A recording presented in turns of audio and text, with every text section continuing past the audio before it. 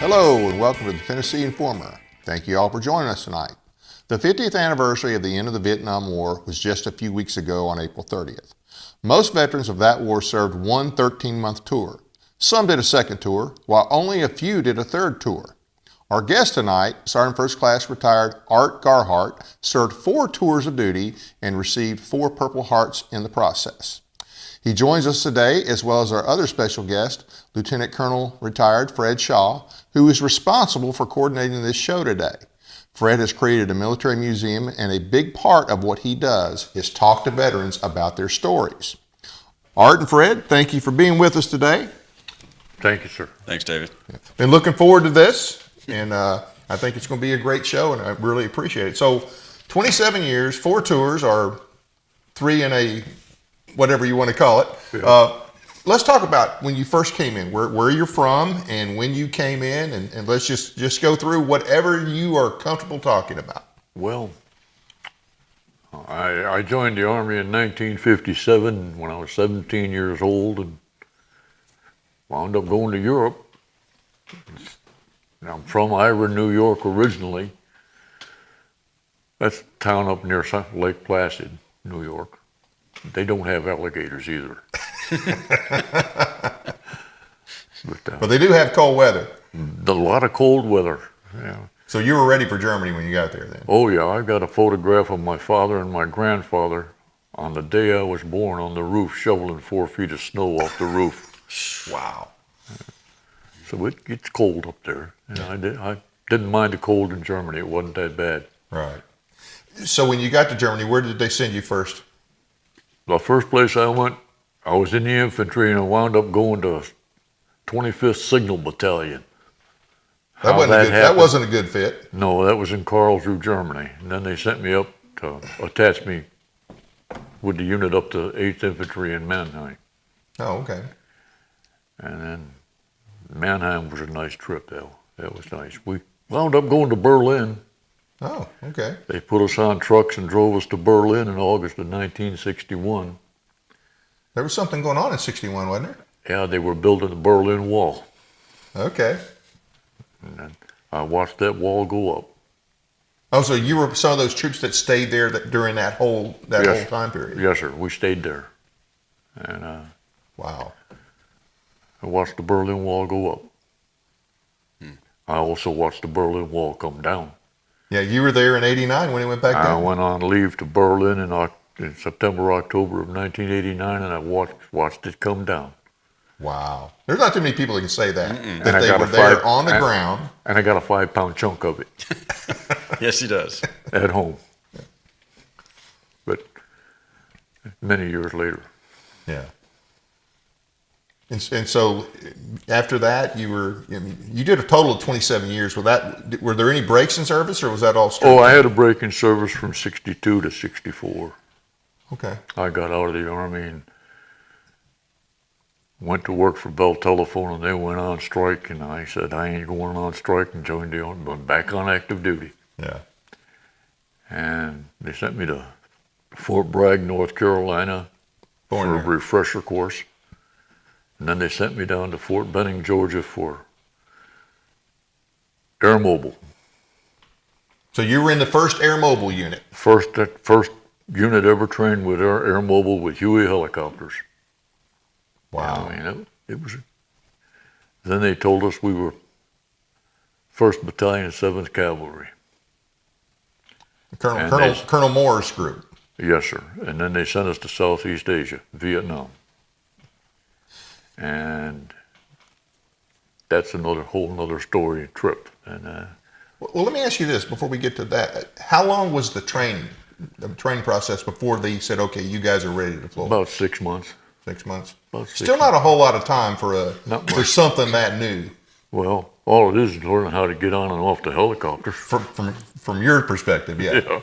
Now, how did that fit in with the 11th Airborne Division that they were 11th Airborne Test Division? I don't know.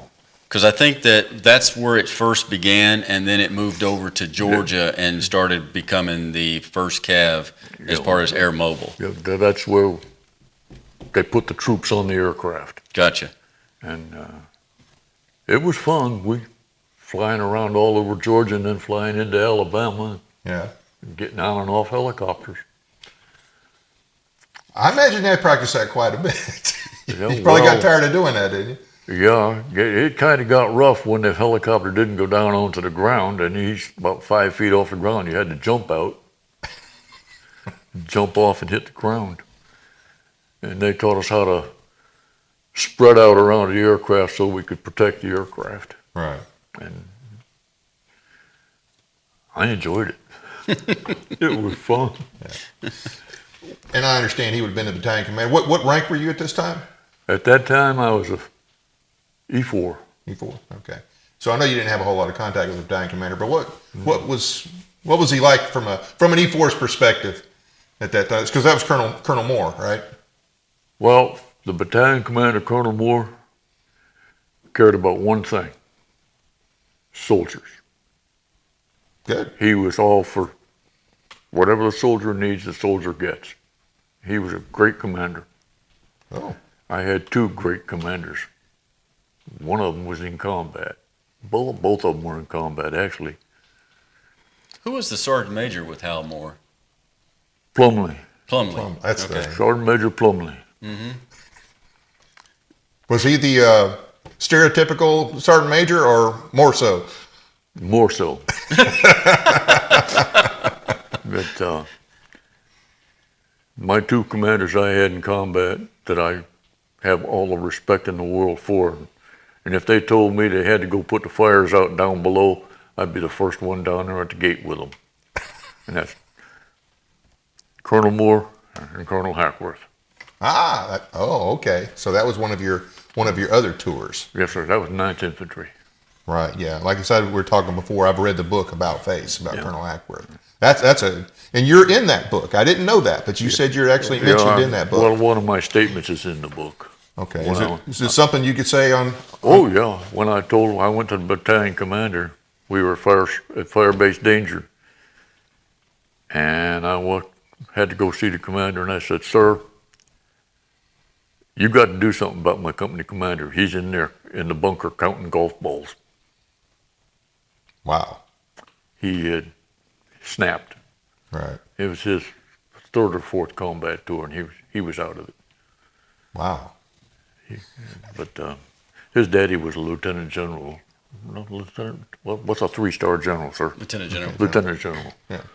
And he didn't want to embarrass his daddy, so He stayed there. the company commander's name is not mentioned in the book. It's just that he relieved him Right. and medevaced him out. And my company commander after that was Captain Thomas, Trent Thomas, another awesome individual. Now I know we're not going to go heavy into the Drang Valley battle. That was the first, but that was the first battle that they used air mobile in, correct? Yes, it was. Okay. And matter of fact, we're talking. There's a retired pilot that I know that lives close by. He was one of those pilots that came in. The picture there is probably an LZ X-ray. Okay, may very well be. It may well be. I'm not sure. So I have to tell a little bit about it. So Art was in the 3rd helicopter behind Hal Moore when they went into X-ray. And for any of you that's seen the movie, the platoon that's cut off, that was also Art's platoon. And what's kind of interesting, which makes it a small world, is when I was in Gainesville with a bunch of the Medal of Honor recipients, there was a guy named Joe Meem who received the Medal of Honor rescuing Art's platoon. And he was a captain at the time and cleared a couple of the bunkers and cleared a way for them to get in and find Art and the remaining guys and then bring them back into X-ray. So it's a small world, and I actually got to talk to Joe about it, and it was pretty intense talking to him about it, and it was a great experience. So they'll have to meet at some point. We've actually talked about that. I would very much like to meet him and thank him. So I won't go in anymore. I'll leave that alone. But it was very intense. So after that was your first tour in Vietnam. Yes, sir. And then you just had your next tour was with General Hackworth's, or excuse me, Colonel Hackworth's. Yes, sir. 9th Infantry. 9th Infantry. Hardcore, 9th Infantry. You betcha. Yeah. Hardcore. Yeah. And like I said, if you... I was in alert company. Oh, wow. Yeah.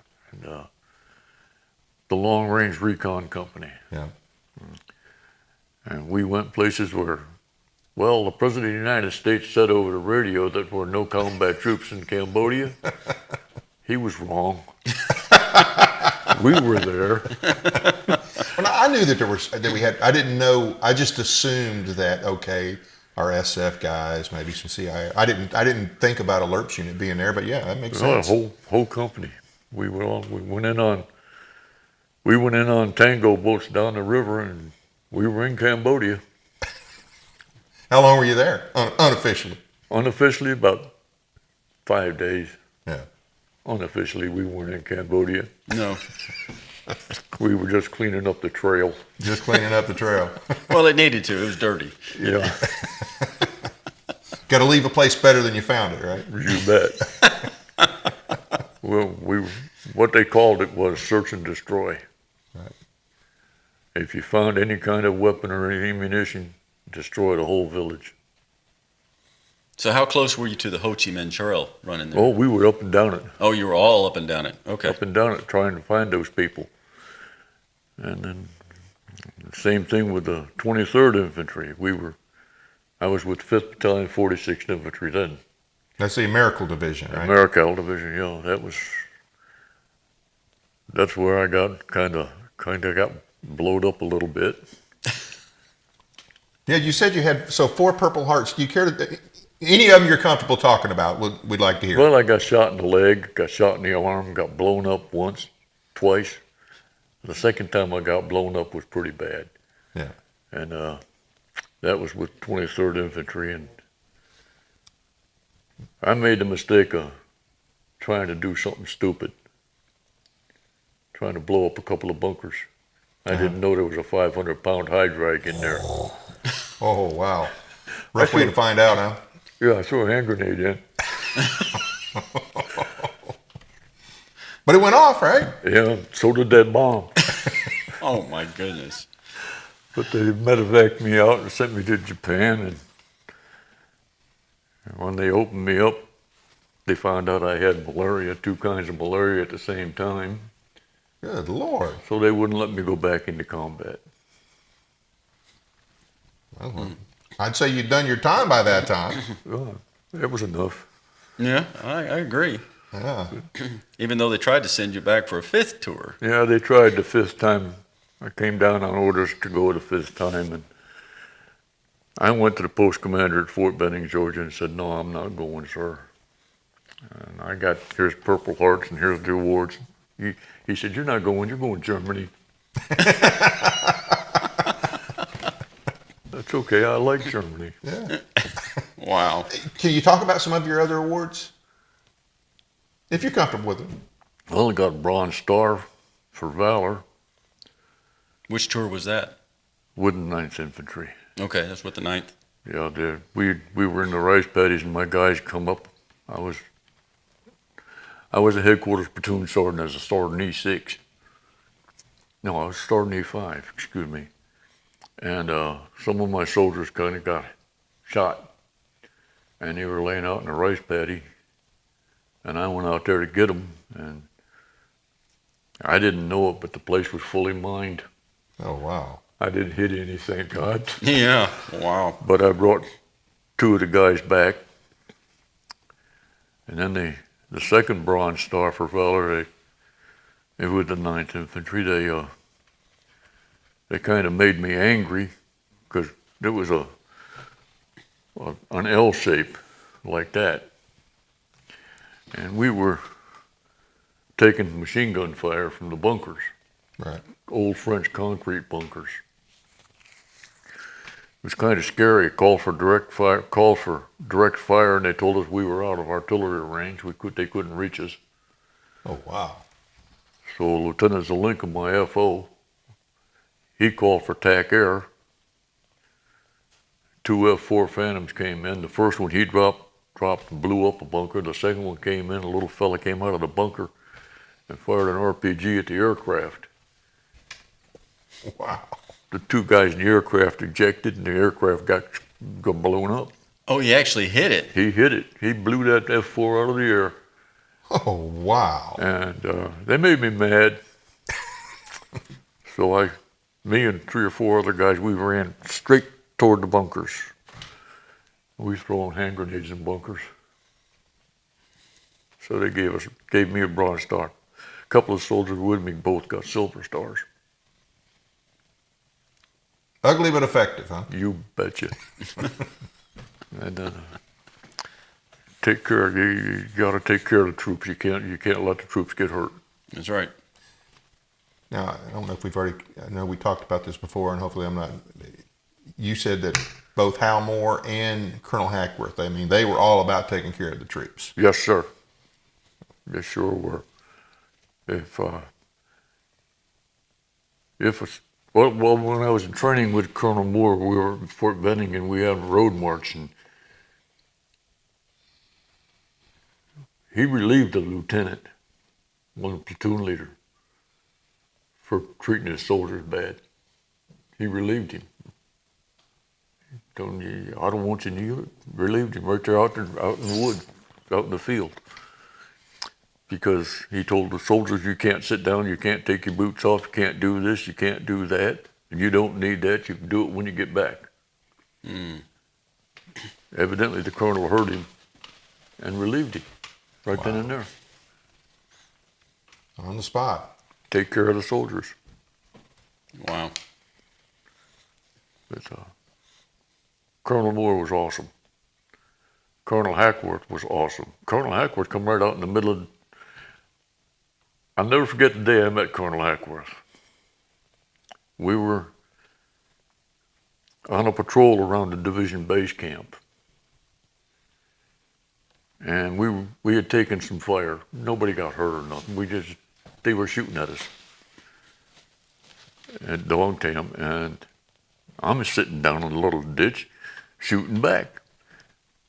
A Loach comes in, light observation helicopter comes in and lands, and this guy gets out of the helicopter and walks toward us. I told him, I said, man, you better get down before you get shot. He said, do you know who you're talking to? And I said, no, and I don't care, just get down before you get shot. He said, I'm your battalion commander. My name's Dave Hackworth. What's yours? I said, oh boy, I'm in trouble. I said, I'm in trouble. But that's how I met the colonel. Did he ever say anything to you about it? No, not a bit. I was in Saigon. We were in Saigon. On my second tour, we were in Saigon. I was young Sergeant E5, and I was on guard duty. And I meant to bring the picture, but I forgot it. But we were on guard duty in front of this building. I didn't know what it was. Next thing I know, here comes a Marine Corps 2-star general, another 2-star general, and a 4-star general, William C. Westmoreland. I said, hey, sir, can I take your picture? And he let me do it. I remember that one. And he let me do it. Wow. You weren't shy then, huh? No. No brains. Wow. That is pretty neat. I had some pretty good career. I actually had a great career. When I was in the hospital in Vietnam, after my last tour in Vietnam, this one's something. I just come out of surgery, and I'm buck naked. All I got's a sheet from here down. And the nurse came in, she said, you have visitors. I said, what? I don't know anybody in Japan. She said, well, you've got visitors. They want to come in and say hello. I said, well, okay, why not? In walked Bob Hope, Dolores Hope, Phyllis Diller, Martha Ray, and 5 of the gold diggers from the Dean Martin show. Oh, wow. But the nicest thing about that was Martha Ray said, what'd they do? I said, well, I guess they cut me from here down. She said, let me see, and pulled the sheet down. So you flashed Martha Ray? Yep.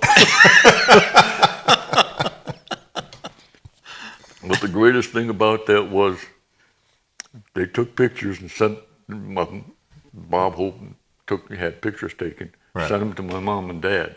Yeah. And every year thereafter, my mom and dad got a Christmas card from Bob and Dolores Hope. Wow. You saw a lot of history just by that time. Oh yeah, sometimes. Wow. I had a wonderful career. Yeah. And I'll tell you something. Anybody needs to have a good job for the rest of their life and enjoy themselves. If you're 18 years old, join the Army or go in the military service and stick with it. Because, hey, it's a good career. You get taught a lot of good stuff. And when you retire, you get a retirement check, and you turn 60, you can get out of the Army, get a job, and retire again, 2 jobs. Right. You get 2 retirement checks, Social Security. You don't have to work for a living. And not everybody has to do 4 tours in Vietnam. Oh, good God, and get no. blown up. No, you don't need to do that. But So you retired in 1990. I think we got a picture of you getting an award. We'll pop it up here in a second. This is yeah, I retired on the 1st of May, 1990. Oh, that's he's a brigadier general right there. That's Brigadier General Streeter handed me my honorable discharge from my. You get discharged every time you re-enlist. right. Well, that's my last re-enlistment. That's at brigade headquarters in Garlstadt, northern Germany. That's General Streeter. The last time I saw General Streeter, I saw him on television escorting the former president down the Capitol steps on Inauguration Day. Oh, wow. He'd made 2 stars. Now, Fred, you mentioned something about him being. Were you also in Desert Storm? Yeah, I got called back to active duty for Desert Storm. You got to be kidding me. No, They called you back. they called 35 of us back. Wow. They called us back for Desert Storm, and I went over there to Kuwait. We went in and out. We didn't do nothing. We didn't shoot nobody, nothing. We didn't have no. But they called us back because we were good NCOs.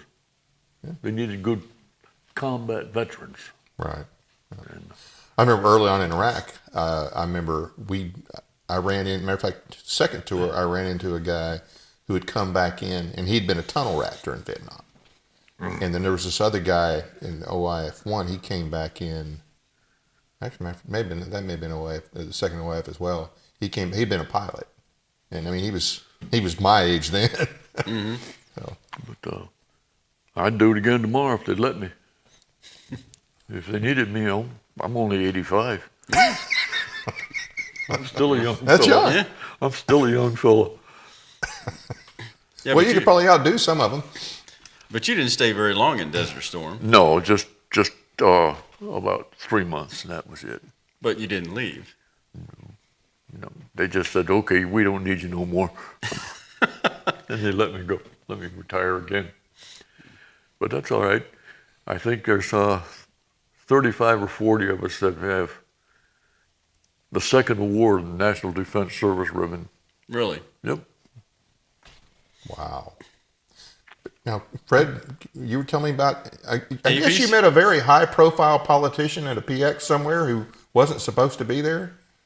Yeah, but I don't really think I should be talking about that too much.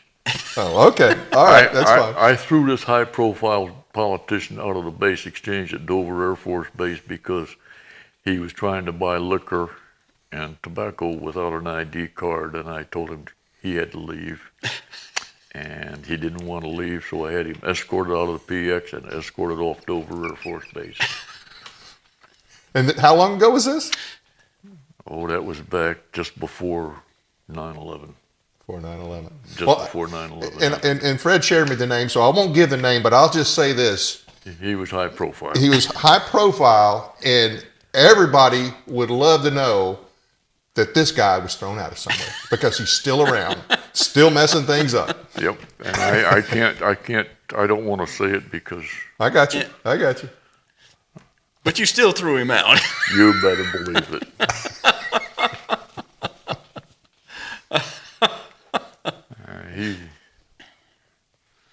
He wasn't happy, was he? He was not happy when he got escorted off the boat, out of the base. But that's all right. Made me happy. You know, you made a point. Hey, rules are rules. Nobody's above the law, right? That's right. That's right. You can't buy alcohol and tobacco if you don't have a military ID card, and that's all there is to it. That is too funny. See, I was working for the Post Exchange. How long did you work for them? Well, I worked for them for a little over 2 years, 2.5 years, 3 years, more than that. After I retired, I went for base exchange at Dover Air Force Base, and then I volunteered for base exchange in Iraq. Oh, wow. I ran a store in Baghdad called South Victory. What year was that? 2005 and 2006. Oh, okay. 2004, 2005. Okay. I was there in 03, 04, 05, 06. Well, I had Not the store. in Baghdad, but I had the store at Baghdad there, and then they transferred me over to a store at Taji, which was a trip. Woke up one morning, walked out of the tent, and nosed right there in front of me. I got a picture of it too. I've got to show you that one. Mm-hmm. A cruise missile. It didn't explode, thank God. Wow. Nose right into the ground. Wow. I got a picture of that one. I took a picture of that. I said, that's it. I'm going home. I'm done. Not going to push your luck anymore. I'm going home. Yeah. Wow. So who was your most memorable sergeant major?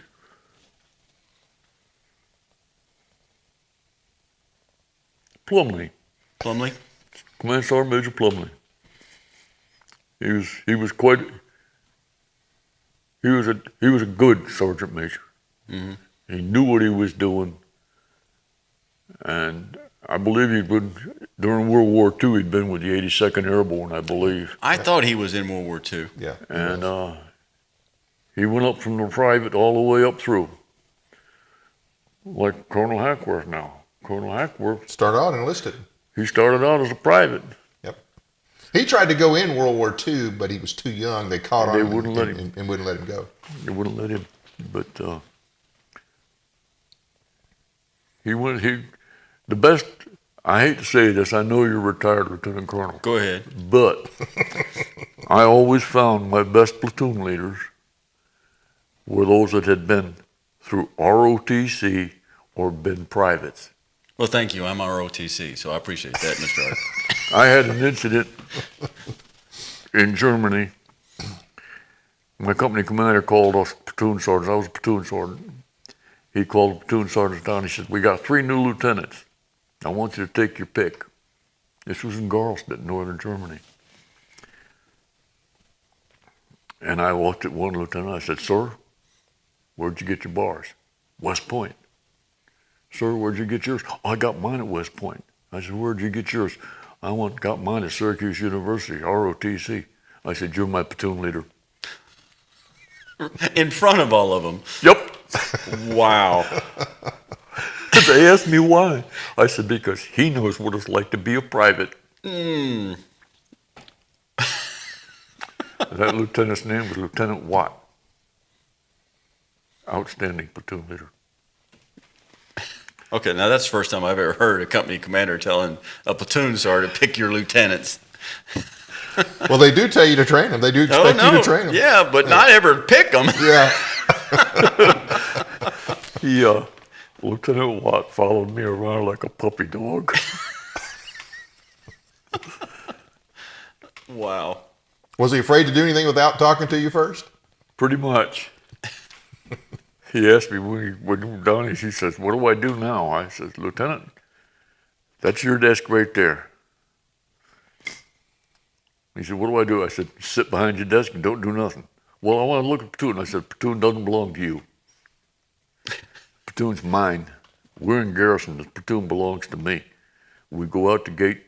I'll get out of your way. It's all yours." Wow. And that's the way it's supposed to be. Mm-hmm. And he did okay. Yes, sir. He sure did. I watched him make major at Fort Benning. Now that's neat. He's an awesome individual. Do you keep up with anybody you served with? I can't find him. Can't find him. Can't find him. No. I got somebody else that I'm quite proud of. My stepson spent 9.5 years in the Marine Corps. Yeah. They made him a Marine Corps recruiter. He didn't like it. He got out of the Marine Corps, went to Syracuse University.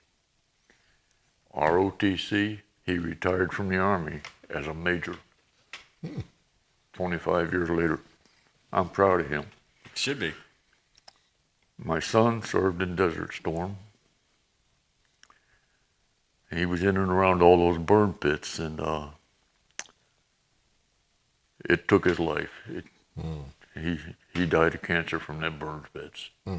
So, if any of these guys that are out there suffering, don't need to suffer. Go see the VA. They'll take care of you. Believe me, they'll take care of you. I tell him that all the time. You're right. And, you earn the benefits, go get them. 4 tours, have you had any complications, if you don't mind, complications from Agent Orange? Yes, I have a pacemaker, type 2 diabetes. Well, the pacemaker is because of stomach heart from Agent Orange. And type 2 diabetes, too many things go bang. I got hearing aids. Yeah. Yeah, the VA took care of that. The Veterans Administration jumped right in there on that. There's a lot of things that they keep, this new PAC Act that they've got, the VA's got. Right. That is doing a lot of good for a lot of people. Good. And you got people that, like I have a next door neighbor, was in the Navy during Vietnam. And he put boots on the ground in Saigon. And that automatically got Agent Orange. If you put boots on the ground in Southeast Asia and Vietnam, you're subject to Agent Orange, period. Or certain ships that transported the Agent Orange. Right. That's how it got there. And I believe everybody that's ever been in the military, even if it's only for 4 years, and you were in combat, or you were in Vietnam, or you were anywhere around those chemicals, go talk to the Veterans Administration. They'll help you. And if you can't get somebody in the VA, go talk to the people in the American Legion, or the Veterans of Foreign Wars, right, or the disabled American veterans. They will bend over backwards to help you, especially the American Legion. Yeah, there are some good organizations around here, and You bet. The local American Legion, VFW. I know a guy there that, man, he's all over it. If you call him about an issue, he's all over it. But So I have to tell on Art. Okay. So we started a visitation program in Dover at Right. Dover Care. We have 6 veterans in there. Yeah. And every time we have a visitation, Art's there to visit with those guys. And it is. I mean, it's giving back, and it is a real honor to be able to talk to those guys. And Art's there all the time to talk to them. Well, one of them's a World War II veteran.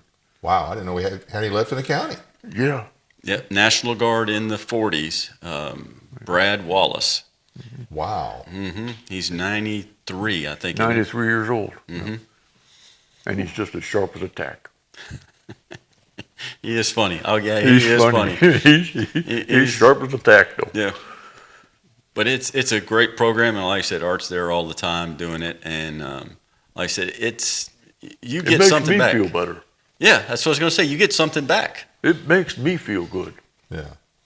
You know, especially when they say, we appreciate you coming because that means we're not forgotten and our service is not forgotten.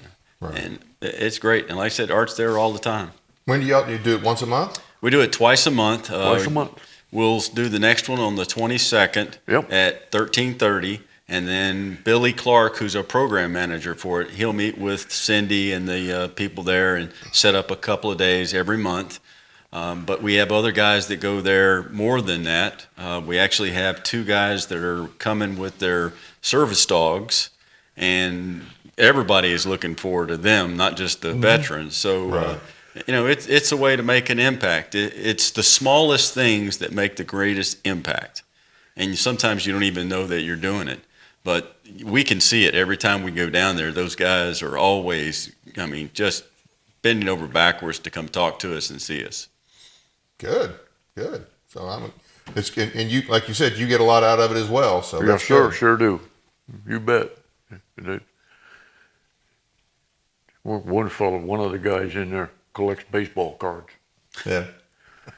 And I think Billy brought him some baseball cards one day, and I'll tell you what, you never saw a man smile so much in your life. Yeah. Oh, you missed it. So we went last week, and we took Brad a harmonica. Really? Because he had lost his. Oh. And he's playing up and down the hall. It was hilarious. I'm sorry I missed it because, you know why I did. Yep. But he'll have it this 22nd. He'll have it, and yeah. So these are Vietnam veterans, or World War II veterans, World War Korea II, veterans? Vietnam, Korea. Mm-hmm. And some of them are Desert Storm as well. We've got one in there. But yeah, it's humbling. It really is.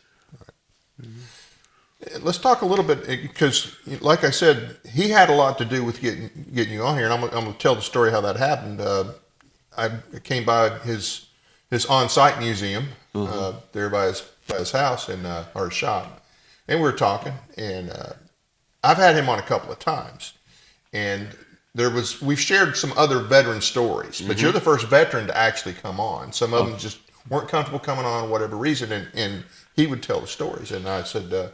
I asked him if he had any other, I really don't remember how it came about, but I think I asked you the question if you had anybody, because there's the one veteran that you told his story on here, and he's just like, he doesn't really want to talk anymore because of what happened. But I said, if you got anybody else that would be interested in coming on, and that's a standing offer. Mm-hmm. We will work it. If you have other veterans that want to come on and tell their story, whatever they want to talk about. If they don't want to talk about it, we don't have to talk about it, but just whatever they're comfortable talking about. I think it's a great idea. Once again, it's sharing their stories with the public and, with the youth of America. Because if we don't educate them on what people like Art has done, then they'll never know. And I think that's a loss for us and a loss for them. Absolutely. And you've got a unique story. You were there in 1961. When the Berlin Wall went up. You were there in 1989 to see it go down. You were in 4 tours in Vietnam, and then you were in the first Air Mobile unit and took part in the first major battle of the Vietnam War. And I'm assuming that was the first. Was that the actual first battle that Air Mobile had been used? Do you know? As far as I know, yes. Okay. And so you served under a lot of famous people, Colonel Moore, and Colonel Hackworth. Colonel Hackworth. Yeah, you've lived a life, buddy.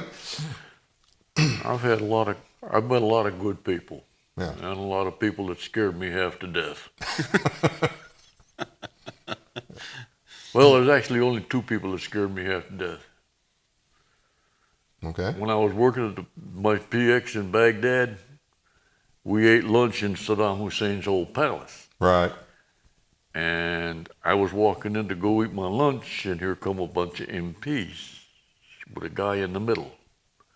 They told us to get. I was about from here to you, away from Saddam Hussein.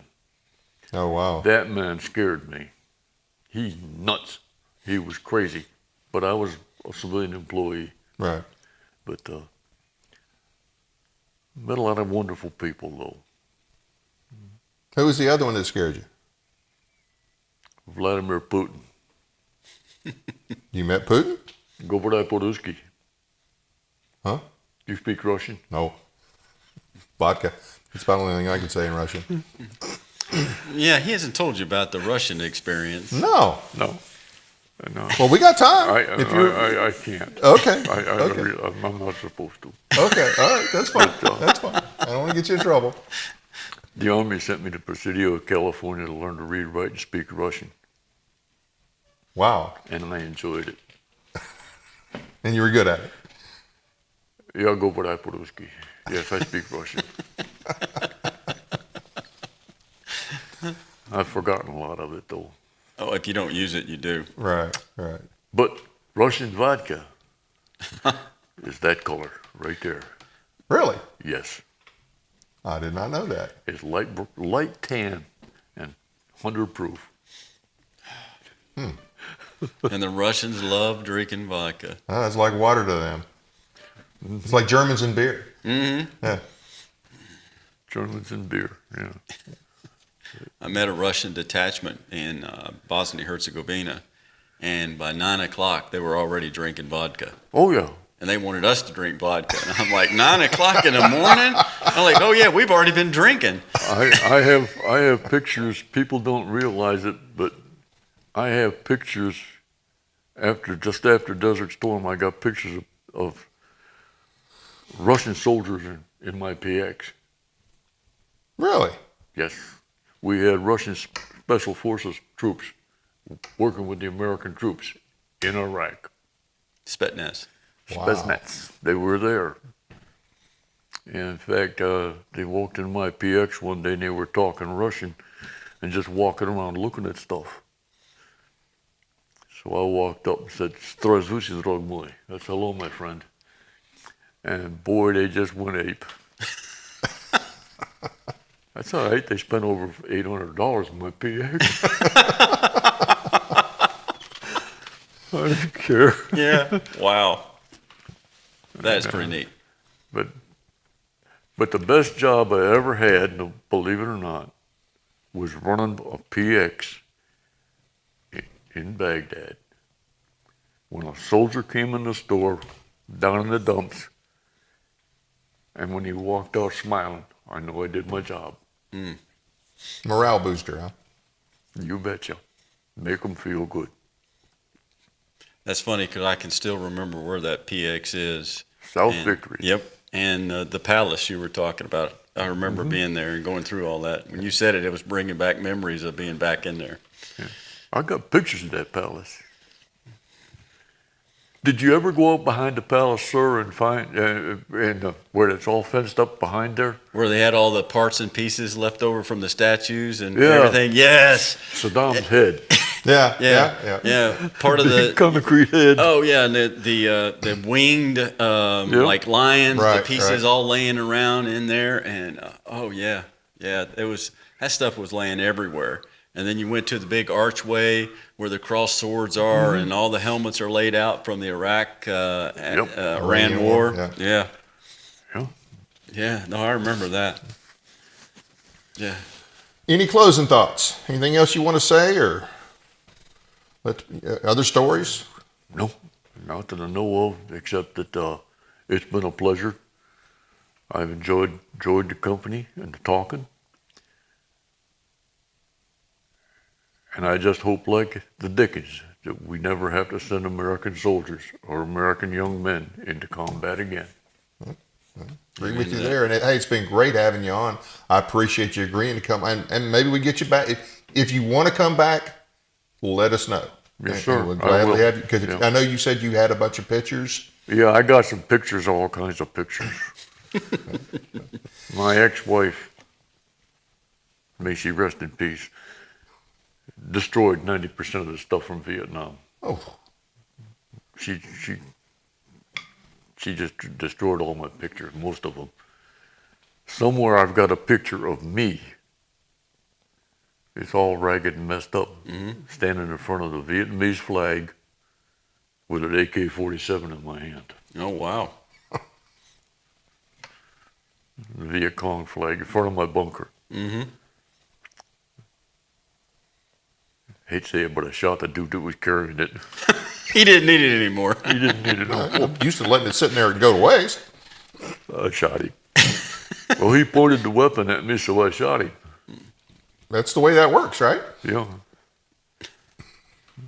I'll tell you some other people that need to get more support, and that's your police forces, the police, and your first responders. They need all the support they can get Definitely. because they got a hard job. Mm-hmm. Oh, yeah. Well, hey, I do appreciate you coming on. I've enjoyed it. And I appreciate it and hope to do it again. Fred, because you do have this organization, I want you to just give a quick plug on that and let anybody know about anything coming up that you might have that they might be interested in. Sure. So it's the Museum of Military Culture. You can find it on Facebook, and we post pictures there. We try to collect veteran stories whenever we can, for example, like Art's.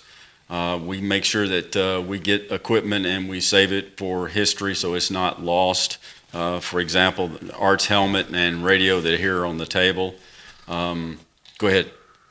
Continue Yeah. on. But when you finish, I want to say Yeah. something about this radio. So, I mean, those are the kind of things that we to try to do. And we just opened up a display case at the Stewart County Visitor Center where we're starting to display military items. Right now, we're turn of the century.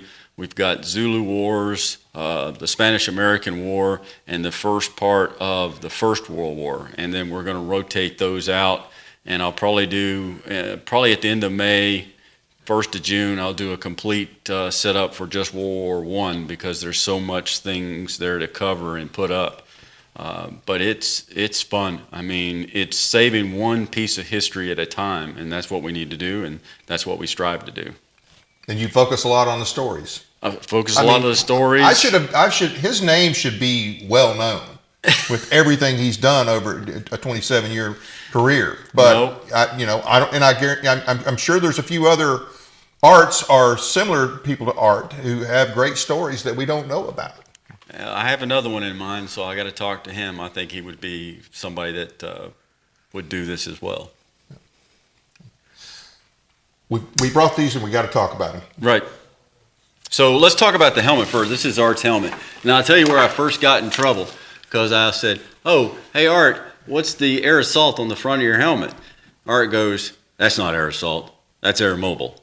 I'm like, "Okay, see, something that I didn't know it at all." So, it's learning things every time that I talk to veterans, and being able to have Art's helmet is just, it's just over the top and amazing.